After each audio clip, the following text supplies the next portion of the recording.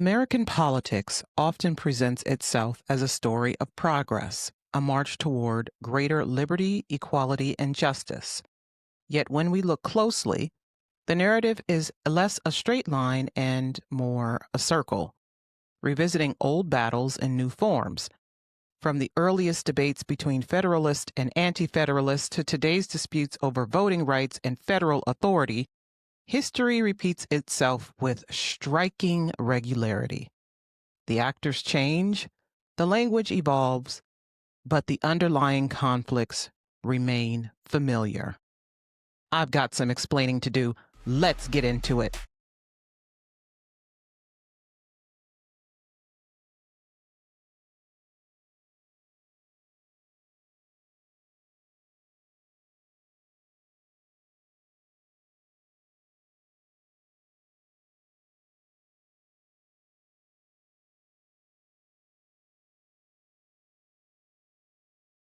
Hey everyone, welcome back for another episode of Ayana Explains It All, the podcast bridging the gap between current events and human behavior. I am your Black Muslim lady lawyer host, Ayana R. Fakhir. The R is for ravishing. I'm ravishing, darling. Actually, I'm freezing. It's cold in Ohio. I'm coming to you pre-recorded on December 10th, 2025 from Northeast Ohio. It is snowing again. I think this is going to be a heavy winter, and I can't take it. I can't. I'll have to because this is where I live and work, but I can't take it. Ayana Explains It All is the podcast bridging the gap between current events and human behavior, not always on time. I'm getting to the point where I really got to think about the things that I'm talking about, and it takes a lot of reading and a lot of writing to formulate an episode, and so it's taking me longer in between episodes. I'm not out doing a lot, so my experiences lately have just been about, talking about politics over and over and over and over. So lately, that's what the podcast has been about, politics. This has been an interesting year for politics and government. Next year, it's going to be worse, maybe better, hopefully. I don't know. Ayana Explains It All is available on multiple podcast streaming platforms as well as music streaming platforms. We are on our flagship, Spotify. We are also on Amazon Music, Apple Podcasts. We are on Good Pods. We are on Pandora. We are on our website, www.ayanaexplainsitall.com. That's www.ayanaexplainsitall.com. You can find all things podcasts, including show notes, transcripts, which I update all the time.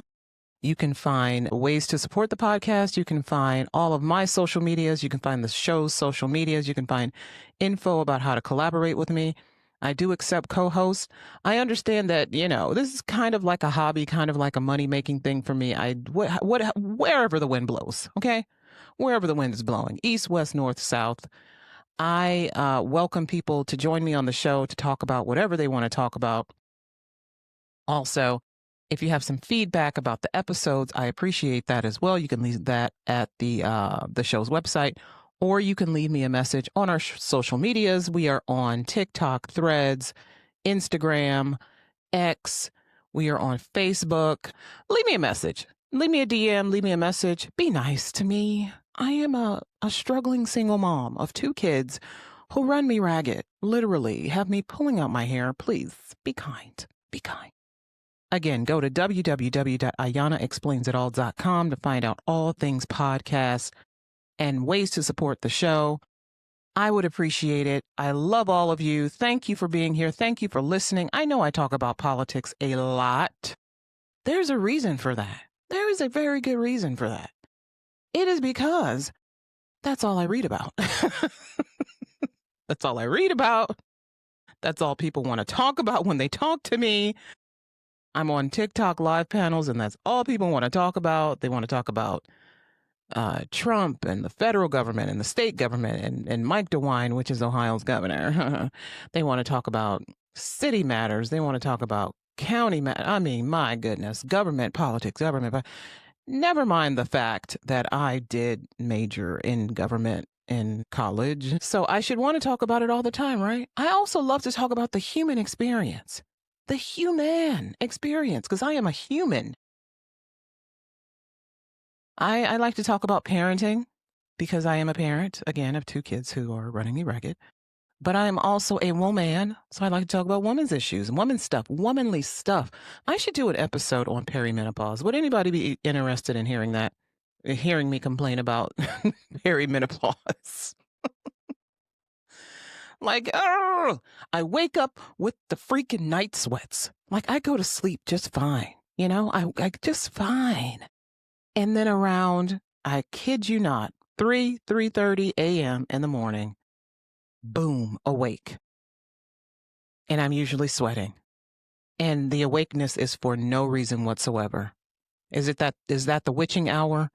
Apparently, this is something that happens to most women in perimenopause, 3 a.m. It's like your body gets a couple hours of sleep and it's like, okay, time to be awake now. Hey, let's go see what's happening in the kitchen. Let's go see what's happening under your bed. Let's go see what's happening in the hallway. Just no reason whatsoever.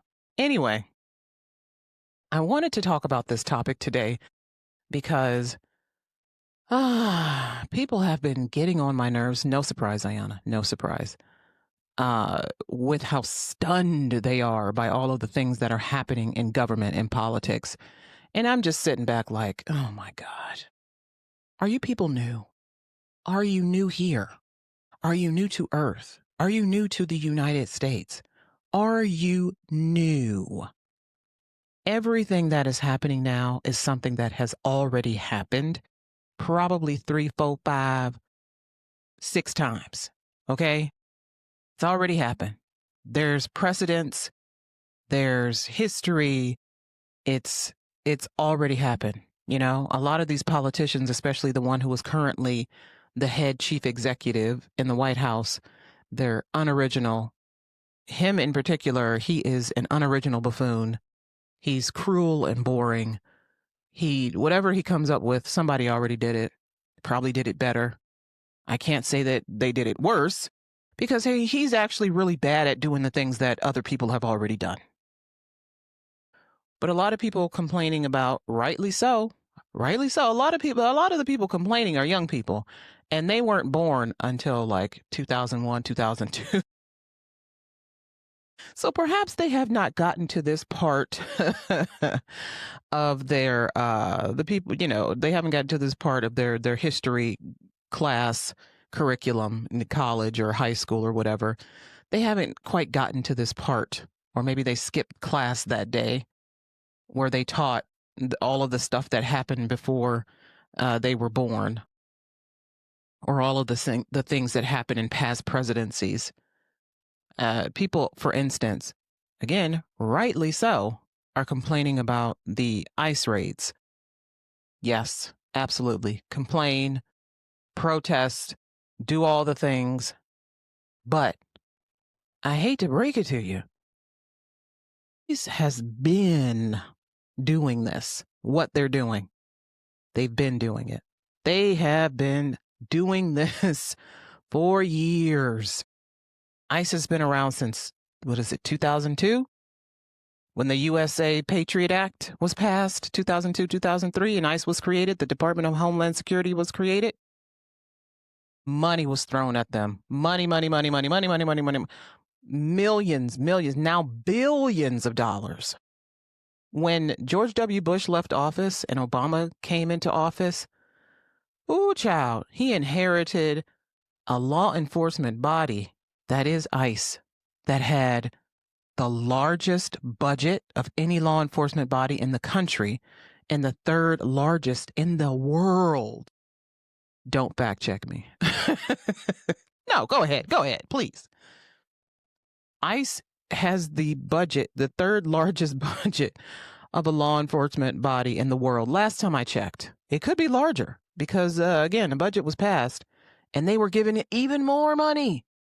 They're given even more money. What is their sole function? Round some jiggers up and put them in detention centers. Round them up, deport them. That's all they do. They go around. They're like, they're goons. You know, when ICE hops out of their vans, it's like a caravan of idiots. You know, we're just here to arrest people. Get out of our way. Just a caravan of stupid rolls up. They just want to pick people up. They're bounty hunters for the government. And under Obama, they were, I won't say they were given permission to, because they certainly weren't. They were supposed to only be going after the criminals. That's what ICE is. They're immigration customs enforcement. They're only supposed to be going after criminals present in the U.S., right? That was their instruction from the Obama administration. What did they do? They went after everyone, anyone they could find. Criminals, non-criminals, people. They weren't giving people due process at the immigration court level. People were being denied interpreters. They were being denied lawyers. They were being denied phone calls. All of this was happening, and President Obama was focused on the economy. And yes, please focus on the economy, because we were in a deep recession. Deep recession. And if we had gone any deeper, it would have impacted the entire world. So he was distracted. He had Janet Napolitano as the head of DHS, the Department of Homeland Security. She was the secretary of the Department of Homeland Security during Obama's first administration. Maybe the second, too. She was in charge. And she was like, okay, we're going to, rustle up some immigrants, get some baddies out of the U.S. because, George W. Bush is out of office now. We can go back to operating as normal as we possibly can, because we had the wars, we had Afghanistan, we had Iraq, but we also had reeling from Hurricane Katrina, all of these things going on. We were still trying to recover from 9/11. All of these things were happening. And the economy, just had completely crashed because of the subprime mortgage crisis. She was like, hey, go get the criminals.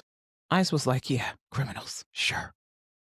They were tricking people into opening the doors to their businesses and houses. They were doing things without warrants. They were unchecked, unfettered, all over the country, doing whatever the hell they wanted to. And in Obama's first year, why they called him deporter-in-chief, first year, they had captured over 390,000 people. 390,000 people. Now, if you think there were 390,000 immigrant criminals in the United States, then you're a fool, because there weren't. They were rounding up anybody, taking anybody, people who had simply overstayed their visa. That's a civil penalty. It's not a crime. They put you on an airplane, send you out of here. They were arresting people and detaining them. Students, workers, undocumented workers, people who had, student visas, people who had H-1Bs, fiancé visas, permanent residents, green card holders. Permanent residents and green card holders are the same thing. Anyway, they were gathering up anybody. They had to do expedited removals. Fine. Those people could go. But there were people who were not on any list to be removed because they hadn't been adjudicated for removal. And ICE was like, we don't care. They told us to get some immigrants. We're going to fucking get these immigrants. That's what they did. And they kept doing it and kept doing it and kept doing it. And then it came to the point of separating children from their parents, which was how the Obama administration left and Trump was brought in. He continued it and made it worse, to the point that the United States was sued by people who were separated from their children. And we had to settle those lawsuits in a class action. There is precedence for everything that happens in this country. I know we're only, what are we? We're almost 250 years old. Like next year, 2026 is our 250th birthday. But in those 250 years, the only original thing we've done is to create the separation of church and state. That's it. That's the only original thing. My God. It was the Bill of Rights. So we'll take the Bill of Rights. That was the only original thing we did. The freedom of press, freedom of religion.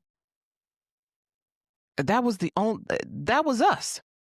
We made that. We did that. We did that. But especially the separation of church and state was our original idea. We created a separate nation to get away from the crown. We didn't create an independent nation. We wanted to be separate from the crown. And so we fought a war, won the war, declared our independence, and here's the Constitution. Here's the Bill of Rights, the very first. Congress shall make no laws establishing the form of religion, blah, blah, blah, blah. That was us. And then, everything after that was capitalism built on the backs of American slaves, segregation. It was slavery, segregation, slavery to Reconstruction, wealthy white Europeans coming into the U.S. or inheriting money and aggregating wealth, building wealth, excluding blacks, excluding immigrants, but using immigrant labor to build things. Again, more wealthy white Europeans coming in, Industrial Revolution, president, war. Power struggle, political party lines, blah, blah, blah, red states, blue states, purple states. And it's just been a cycle. It's just been a circle. We've been going around in a fucking circle for 250 years. Consider the debate of federal versus state power, right? And this is going to sound so intellectual and smart, but I guarantee you it's basic knowledge. If you read books. I read books. Well, what do you want me to do? In the 1780s, anti-federalists warned that a strong central government would trample local autonomy. Their concerns echoed in the secessionist rhetoric of the Confederacy and resurfaced during the Civil Rights era when Southern states resisted federal desegregation mandates and appeared again right now in disputes over healthcare mandates, environmental regulations, and election laws. Each generation confronts the same tensions. Convinced this is new, yet the cycle is centuries old. As I said, nearly 250 years. Or take the struggle for racial equality. My God, today. I can't tell you all how tired I am of this shit. It seems like we feel like we get to a point where we have at least, can we just coexist? And then some buffoon gets on TV and calls Black Africans trash. And there we are right back, smack dab into the racial inequalities of the United States. And take, for instance, the abolition of slavery during the Civil War. That was followed by Reconstruction. I mentioned that. With amendments promising equal rights. Yet within a generation, Jim Crow laws rolled back those gains, suppressing Black political participation. The civil rights movement of the 1950s and 1960s restored protections only for modern battles over voter ID laws, gerrymandering, which we're currently looking at in several states, Indiana, Texas, Maryland, California, Ohio, and Supreme Court rulings to reopen the question of access to the ballot. Progress is made, and then backlash ensues, as it always does, and the cycle repeats again. And economic history tells a similar story. The boom and bust cycles of capitalism have defined American life since the 19th century. The prosperity of the Gilded Age gave way to the crash of 1893. Just as the roaring 1920s collapsed into the Great Depression. The deregulation of the 1980s led to the savings and loan crisis, while the 2000s housing bubble, again, triggered the 2008 financial collapse. Each crisis prompts reform, such as antitrust laws, New Deal programs, Dodd-Frank regulations, we remember Dodd-Frank, only to be eroded over time. And it's usually eroded by Supreme Court decisions, setting the stage for the next collapse. The rhythm of prosperity, excess, collapse, and reform is as predictable as it is destructive. Even foreign policy follows a cyclical pattern. After World War I, the U.S. retreated into isolationism, only to re-emerge as a global power during World War II. And then the Vietnam War sparked public disillusionment with intervention, a sentiment repeated after the Iraq War under George W. Bush and Afghanistan.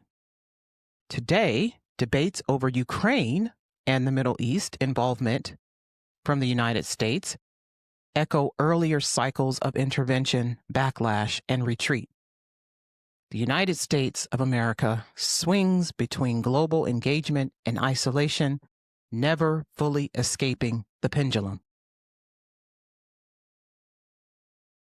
And these repetitions are not coincidences. They are the product of structural drivers embedded in the Constitution, reinforced by cultural myths and amplified by human psychology. Yes.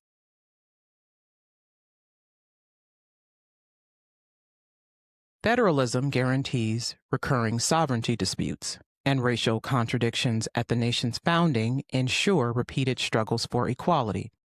Capitalism's cycles of boom and bust guarantee recurring economic crises. Media innovations amplify polarization in every era, from partisan newspapers to social media echo chambers.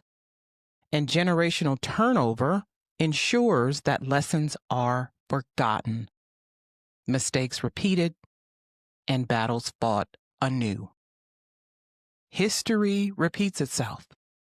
It's all just a little bit of history repeating in U.S. politics because the nation's institutions, culture, and human nature make repetition inevitable. But repetition need not mean stagnation. By recognizing these cycles, Americans can transform them into spirals of progress. People are always asking, well, what can we do? How can we change this? By revisiting old challenges at higher levels of justice and stability. But we got to understand why history repeats, right? There are theoretical reasons. And there are all these examples from U.S. history. We can look at the Watergate scandal in the 1970s that revealed corruption at the highest levels, echoing early cycles of political scandal and foreshadowing later controversies. Each scandal prompts reform, but corruption resurfaces. The deregulation of financial markets in the 1980s and 2000s are just repetitions from the 1920s. Despite historical memory, short-term gains outweighed long-term lessons. Another example, labor strikes in the 19th century, mirroring modern union battles at Amazon and Starbucks, for instance.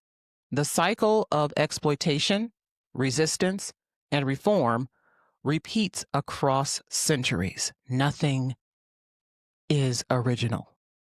We are not having any original experiences, unfortunately. Wouldn't it be great if something original happened? If something different happened? Something different. I'm not saying something bad, but something just truly unique happened that showed us we were making progress. But institutions evolve incrementally, often repeating past solutions even when they are outdated. The Electoral College, for instance, persists despite repeated controversies from the 1800s and the 2000s. Remember the year 2000, Gore v. Bush at the Supreme Court? Remember 2016, Russian interference? Each crisis sparks debate, but the institution endures, ensuring repetition.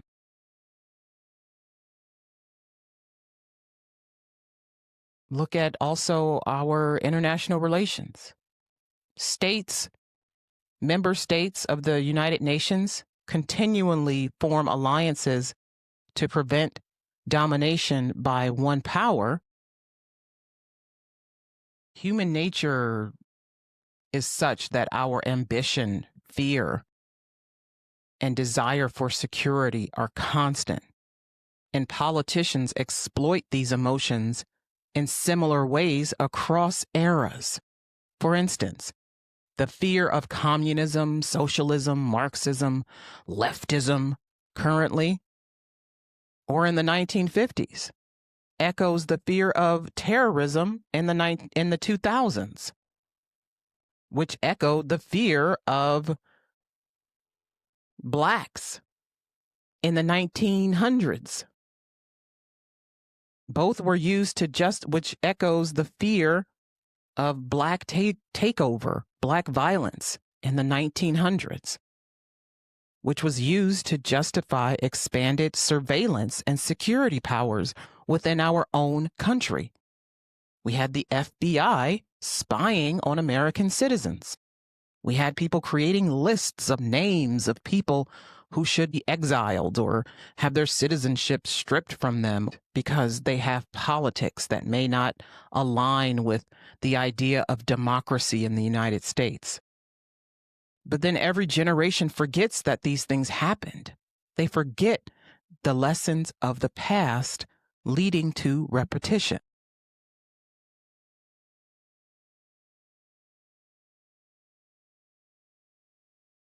We're still dealing with post-9/11 debates over Islam and Western values. But these just repeat earlier cycles of cultural conflict, such as the anti-Catholic sentiment in the 19th century. Remember how people were afraid of JFK becoming president because he's Catholic? Would he be beholden to the Catholic Church and the Pope, or would he be beholden to the people of the United States? Could he rule? Could he run the United States as a Catholic, even though he's under the Catholic Church? People were genuinely conflicted. This is what we do when someone's culture doesn't align with what we consider to be the standard American culture. You know, the Protestant, white, starched socks.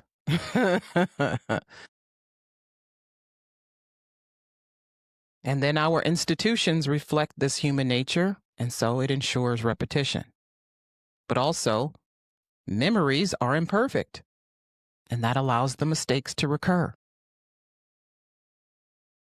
The U.S. Constitution, as I said before, is both a blueprint for democracy and a machine that generates recurring conflicts.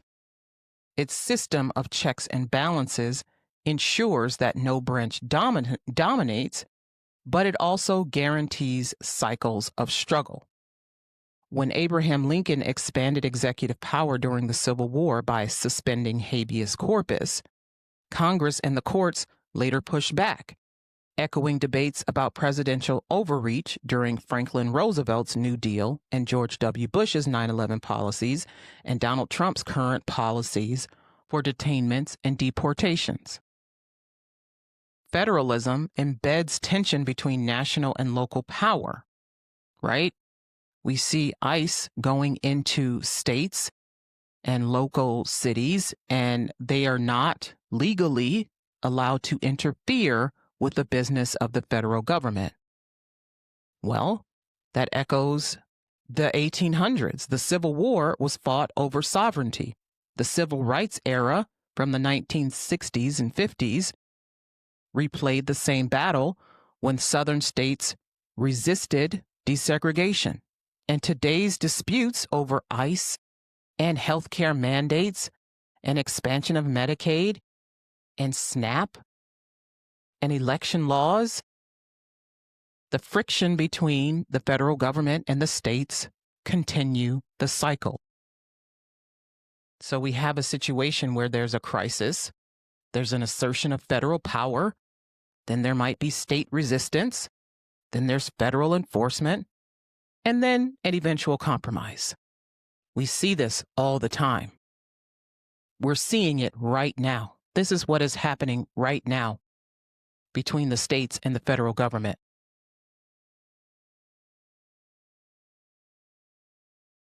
So nothing is new. Nothing is new. We like to think that what we're seeing is an original experience, and maybe based on your age, it is. But I'm here to tell you that none of it is. The U.S. political system is structurally designed to revisit old battles in new forms. Federalism, racial dynamics, economic inequality, institutional rigidity, and generational turnover ensure that debates over rights, power, and justice repeat across centuries. These drivers explain why American politics is not linear progress, but a recurring cycle of conflict, reform, backlash, and renewal.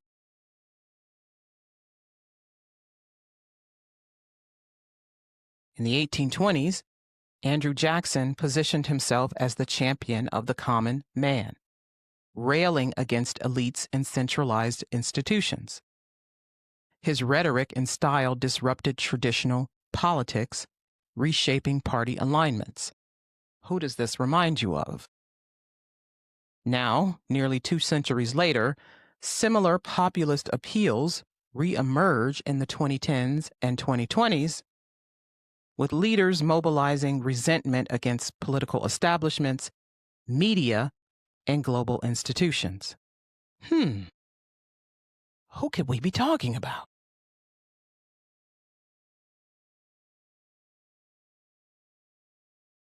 Gee whiz.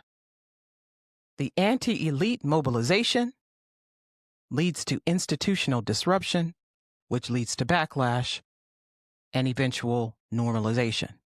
And we do this over and over and over and over. Andrew Jackson rose after market panics and inequality. Modern populism surged after the Great Recession amid globalization. But also, polarization is a feature of American politics. But it's not new. It is a recurring feature of American politics.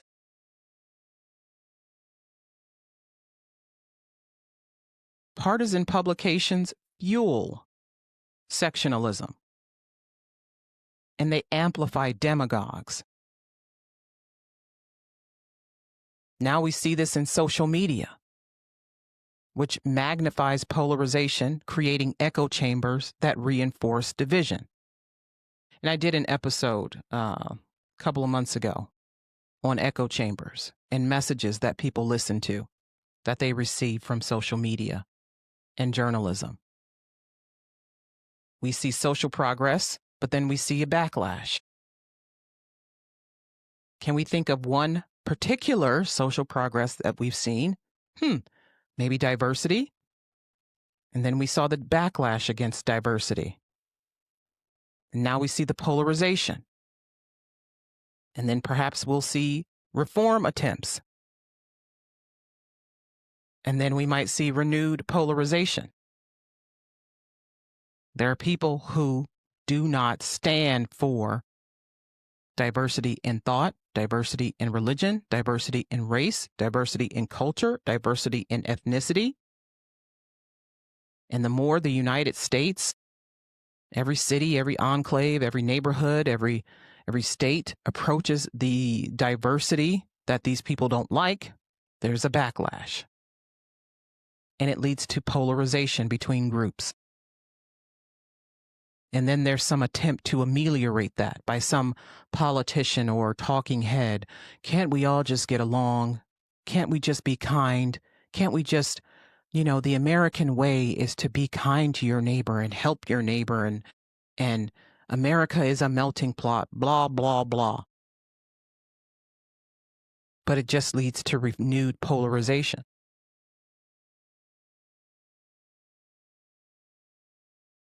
Another great example of the cyclical nature of American politics is the voting rights battles. Like, my God, we have been dealing with voting rights battles since the inception of this nation. Since the inception. Yes, nearly 250 years.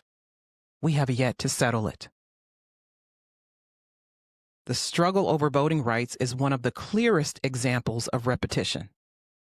We have the Reconstruction era with the 13th and 15th Amendments and their expanded voting rights for blacks. Then we have the backlash. Jim Crow laws that suppressed black voters. Then we have the Civil Rights era with federal legislation that restored protections. Now we're dealing with modern era problems. Voter ID laws, gerrymandering, Supreme Court rulings such as Shelby County versus Holder from 2013, weakened oversight of elections from the federal government, leaving the elections to the states, which means that 50 different bodies get to decide if someone's rights should be suppressed.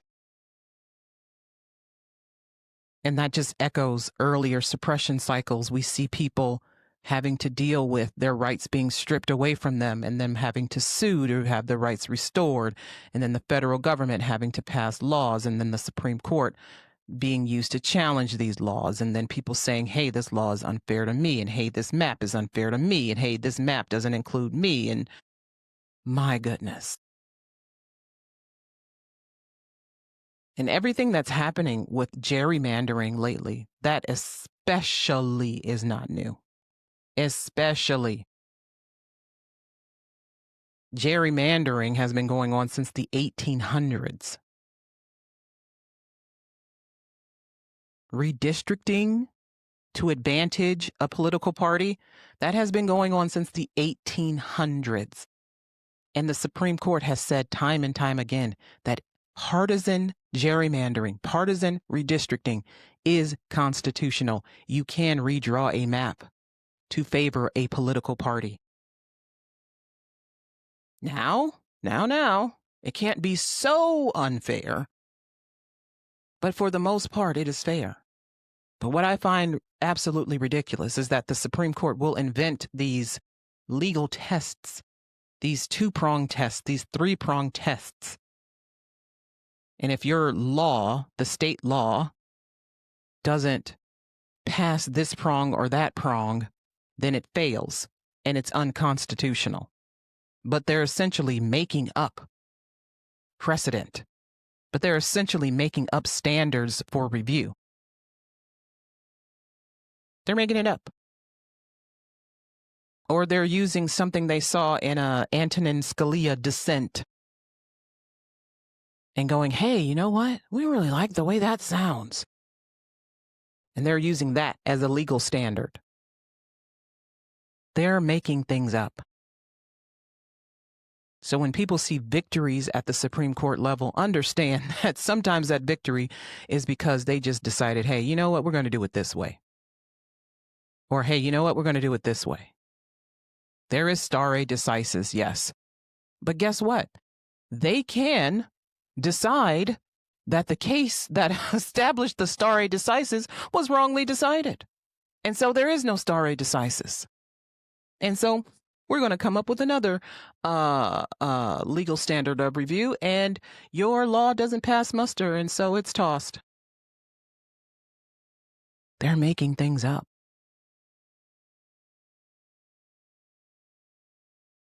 For better or worse.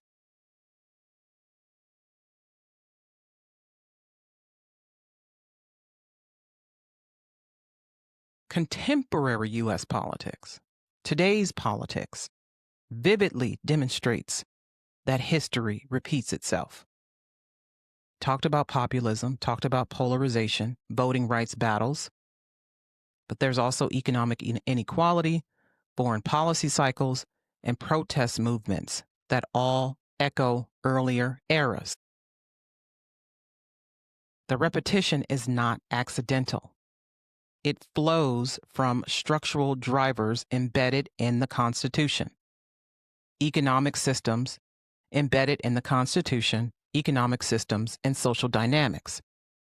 Today's conflicts are new in form, but old in essence, proving that American politics, again, is cyclical at its core. So why are we mad?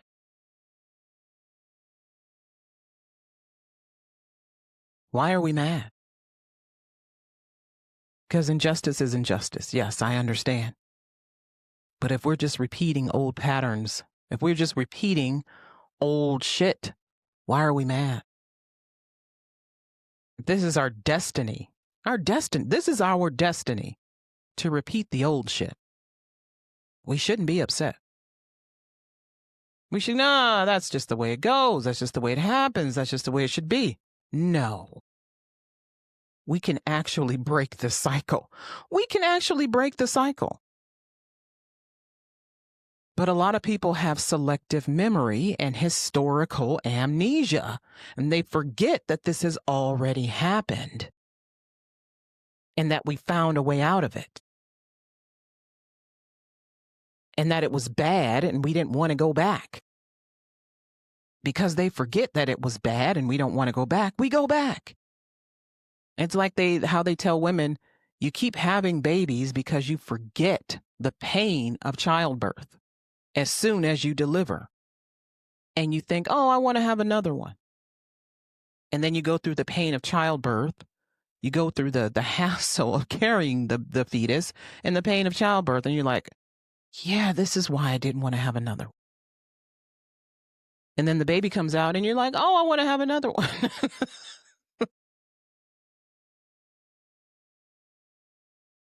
But we also forget how horrible things were for the United States during our many battles, right? For instance, the Civil War. There are people who still treat this as a states' rights battle, a battle for states to be able to determine what kind of economic system or what kind of laws they should have. States versus the federal government. In many regions of the country, the war is remembered as a fight for states' rights, obscuring slavery's central role. And this selective framing allows modern disputes over federal versus state authority to echo the same arguments. Each generation confronts crises anew, often ignoring lessons learned by predecessors. Financial deregulation cycles illustrate this. The 1920s led to the 1929 crash, the 1980s led to the savings and loan crisis, and the 2000s to the 2008 collapse. Despite clear historical parallels, reforms were rolled back once memories faded. But also, civic education often glosses over systemic failures. And when you remove certain themes from civics and history classes, then the children don't know these things altogether, leaving citizens ill-equipped to recognize repeating patterns. Reconstruction, for instance, is taught as a brief post-Civil War experiment rather than a foundational struggle that continues to shape voting rights today. Institutions themselves encourage repetition because leaders benefit from exploiting cycles. Today's gerrymandering entrenches power, echoing earlier vote dilution tactics from the Jim Crow era. And politicians repeat these strategies because they work. But also, Congress repeatedly defers debt ceiling reforms, creating recurring crises. Each standoff between the parties of will the government shut down or won't it, will the budget pass or won't it, mirrors earlier fiscal battles. Yet leaders prioritize immediate leverage over systemic solutions.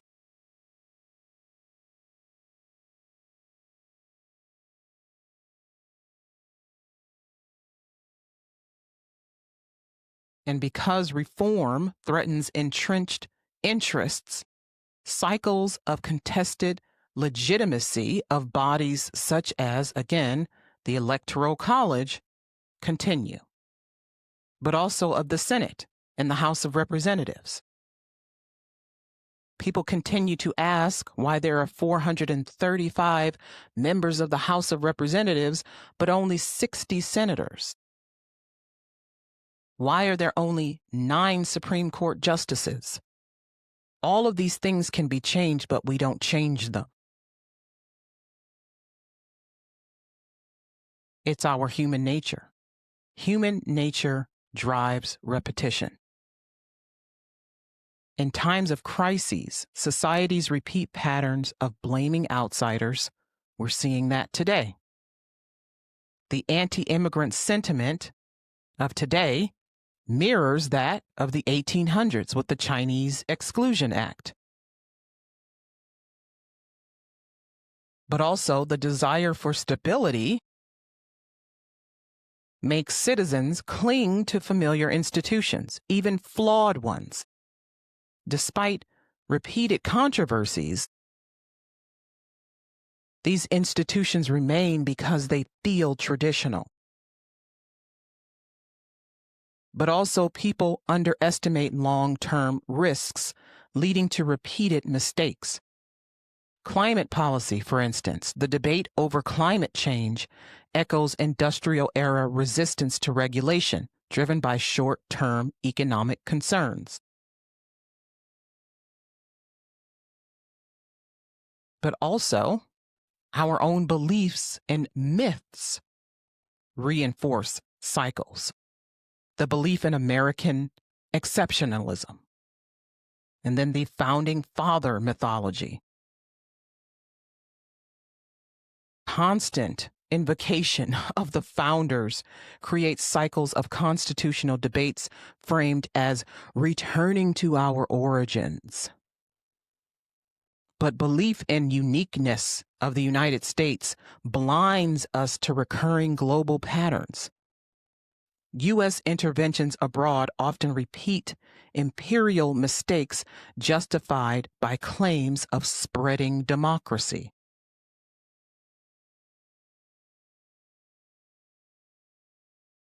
Americans fail to break cycles because memories fade, institutions resist change, leaders exploit repetition, and cultural myths reinforce old patterns. Even when history is known, structural and psychological forces push society to reenact past conflicts.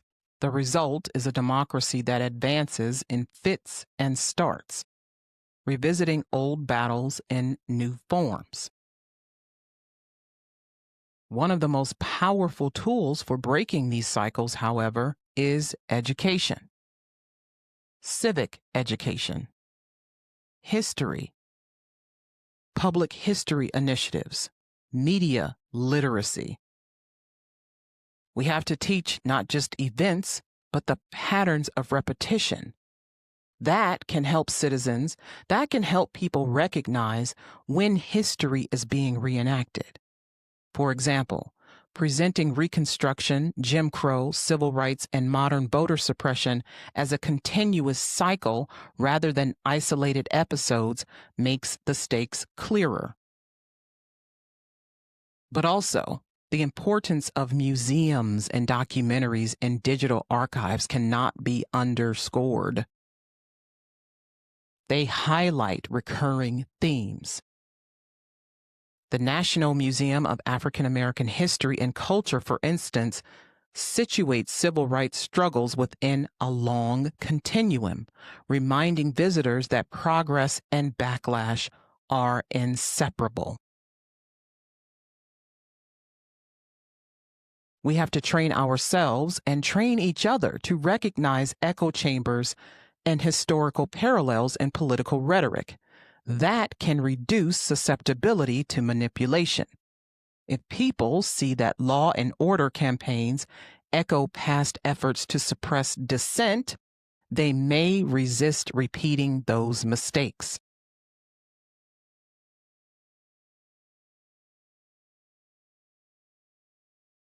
But also, institutional reform is necessary. Redistricting commissions.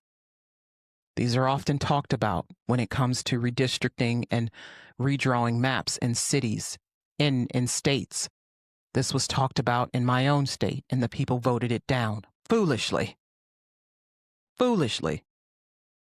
But independent commissions reduce partisan gerrymandering and vote dilution.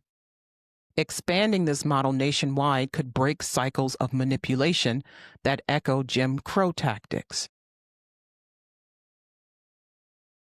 But also, can we find an alternative to the Electoral College? Can we adjust the term limits of people in the House of Representatives and the Senate and the Supreme Court? Term limits or balanced appointment systems could reduce cycles of ideological dominance and backlash.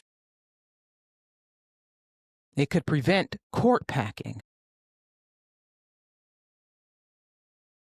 While constitutional change is difficult, public pressure can highlight these inequities. We also need consistent oversight. Something that a particular party is not fond of. Stronger regulation. Reinforcing provisions that regulate certain industries rather than repealing them can prevent financial crises from repeating, for instance. But also, we must protect social safety nets to reduce inequality so that we do not repeat the cycles of the past.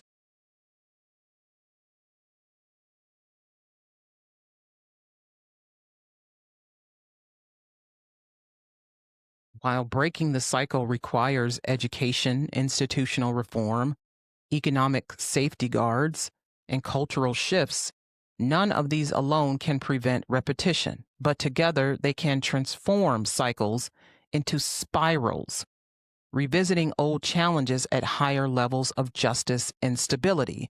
The goal is not to escape history's repetition entirely, but to learn from it and rise above it.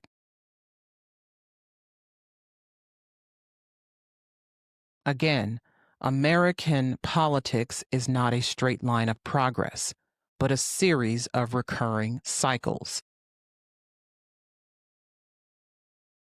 Repetition persists because it is both structurally embedded and psychologically reinforced. And if we want to break these cycles and transform them into spirals of progress, we must be educated. We must safeguard against them. We must vote like we understand that we can break these cycles. While human nature makes repetition inevitable, awareness of these cycles offers hope.